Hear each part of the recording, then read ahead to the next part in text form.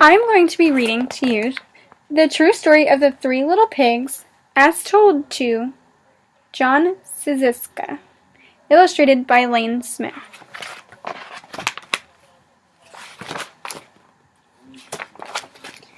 Everybody knows the story of the three little pigs, or at least they think they do.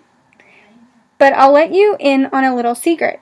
Nobody knows the real story because nobody has ever heard my side of the story.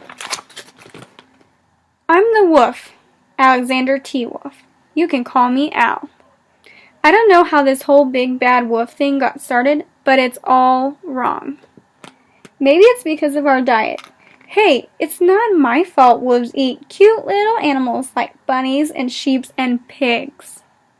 That's just the way we are. If cheeseburgers were cute, folks would probably think you were big and bad too. But like I was saying, the whole big bad wolf thing is all wrong. The real story is about a sneeze and a cup of sugar.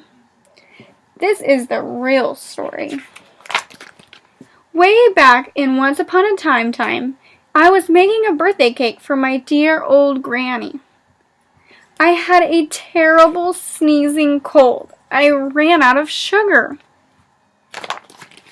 So I walked down the street to ask my neighbor for a cup of sugar. Now this neighbor was a pig, and he wasn't too bright either. He had built his house out of straw. Can you believe it? I mean, who in his right mind would build a house out of straw? So, of course, the minute I knocked on the door, it fell right in. I didn't want to just walk into somebody else's house, so I called, little pig, are you in?" No answer. I was just about to go home without the cup of sugar for my dear old granny's birthday cake.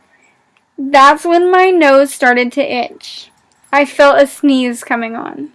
When I huffed and I snuffed, and I sneezed a great sneeze.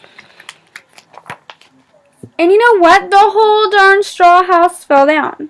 And right in the middle of the pile of straw was the first little pig, dead as a doornail. He had been home the whole time. It seemed like a shame to leave perfectly good ham dinner lying there in the straw. So I ate it up.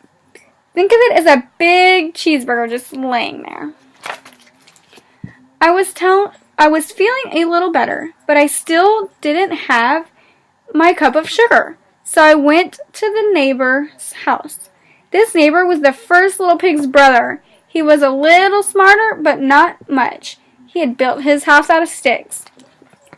I rang the doorbell on the stick house. Nobody answered. I called, Mr. Pig, are you in?" He yelled back, "Go away, Wolf, you can't come in. I'm shaving the hairs on my chimmy chin chin." I had just grabbed the doorknob when I felt another sneeze coming on. I huffed and I snuffed and I tried to cover my mouth, but I sneezed a great sneeze. And you're not going to believe it, but this guy's house fell down just like his brother's. When the dust cleared, there was a second little pig, dead as a doornail, Wolf's honor.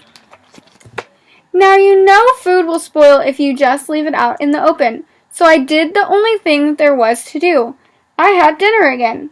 Think of it as a second helping. I was getting awfully full, but my cold was feeling a little better, and I still didn't have that cup of sugar for my dear old granny's birthday cake. So I went to the next house. This guy was the first and second little pig's brother. He must have been the brains of the family. He built his house out of bricks. I knocked on the brick's house. No answer. I called, Mr. Pig, are you in?" And do you know what that little rude porker answered? "Get out of here, Wolf. Don't bother me again." Talk about impolite. He probably had a whole sack full of sugar, and he wouldn't give me one little cup for my dear sweet old granny's birthday cake. What a pig. I was just about to go home and maybe make a nice birthday card instead of a cake when I felt my cold coming on. I huffed, and I snuffed, and I sneezed once again. And then the third little pig yelled, "And your old granny can sit on a pin." Now, I'm usually a pretty calm fellow, But when somebody talks about my granny like that, I go a little crazy. When the cops drove up, of course I was trying to break down the pig's door, and the whole time I was huffing and puffing and sneezing and making a real scene. The rest, as I say, is history.